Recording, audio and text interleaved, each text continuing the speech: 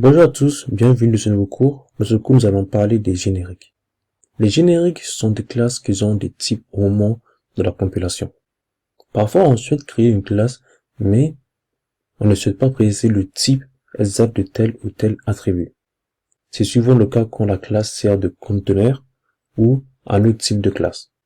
En Java, il est possible de créer des méthodes et des classes dont certains types sont des paramètres qui seront résolus au moment de l'invocation et de l'instanciation. C'est à ce moment-là qu'on parle de méthode de classe générique.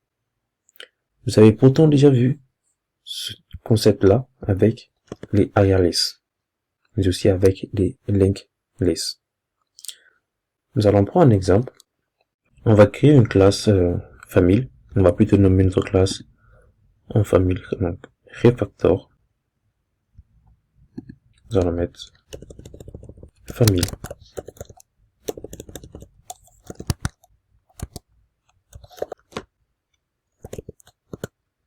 Et dans cette classe, on va mettre plusieurs attributs. Donc, le nom,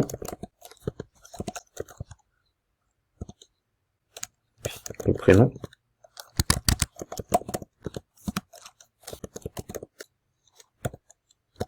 et pour finir, nous allons mettre l'âge.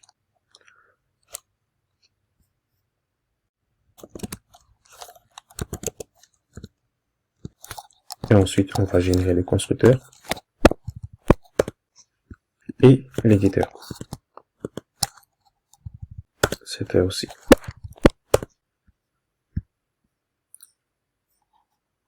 Puis on va créer une instance de notre classe famille dans une classe main. Donc, famille. Donc le nom. Puis le prénom. Et pour finir, l'âge. Donc, on va mettre 12.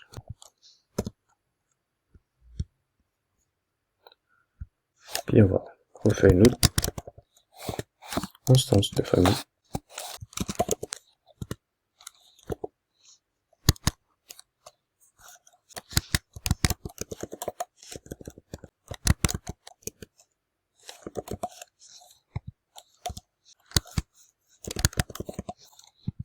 Et l'âge, nous allons mettre 2, et plutôt un string. Disons que l'enfant a 2 ans. Et on a mis un string.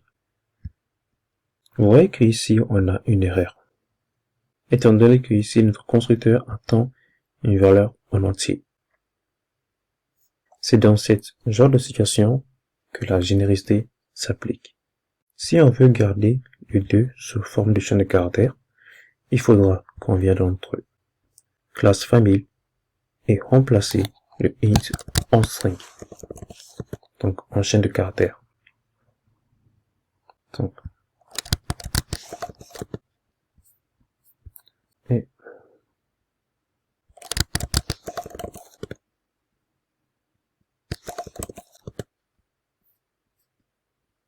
mais en faisant ça, vous voyez que la première instance a aussi une erreur, étant donné que on attend une chaîne de caractères.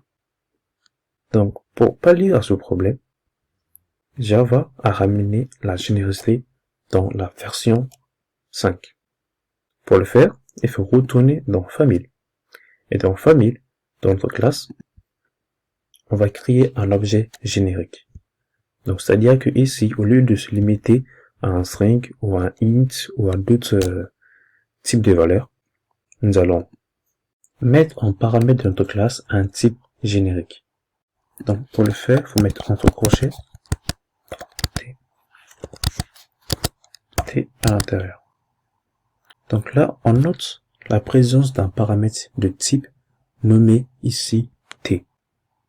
Et c'est à préciser que dans la définition de classe qui va suivre, T représente un type quelconque. Ça peut être un string, un int ou même d'autres. Ici, le nom de paramètre, vous pouvez mettre tout ce que vous voulez, mais pour augmenter la lisibilité du code, on recommande régulièrement d'employer un seul lettre en majuscule. Par la suite, je vais vous montrer des différentes lettres que vous pouvez utiliser pour augmenter la lisibilité. Donc là maintenant, le type que je reçois en paramètre, je peux le mettre à tous les endroits que je souhaite qu'il soit dynamique. Donc par exemple là pour l'âge, je peux enlever le string et mettre le T. Et bien sûr, il faudra que je fasse ça pour tous les paramètres en âge. Donc ici, et ensuite ici et ici. Donc là on va retourner dans notre programme et ensuite on va afficher l'âge. Donc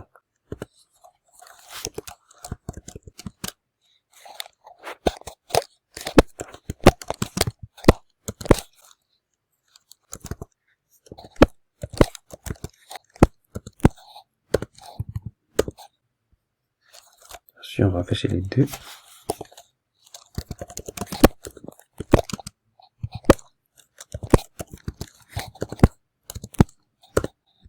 Et on va compiler notre programme. Comme vous le voyez, Java a directement reconnu que nous avons un entier et une chaîne de caractères. Dans les anciennes versions, vous devez préciser le type que vous avez mis. Ici, nous avons mis un entier. Donc, nous allons mettre integer. Et là, nous avons mis une chaîne de caractères, un string. Vous pouvez faire ça pour les anciennes versions de Java, et cela fonctionnera correctement. Mais il faut savoir que la seule contrainte à respecter à ce niveau est que ce type doit obligatoirement être une classe. Donc, vous ne pouvez pas mettre un entier comme ceci. Ça ne fonctionnera pas. Il faut mettre la classe directement. J'espère que vous avez compris ce cours. Dans le prochain cours qui va suivre, nous allons approfondir sur le générique. Donc, à bientôt.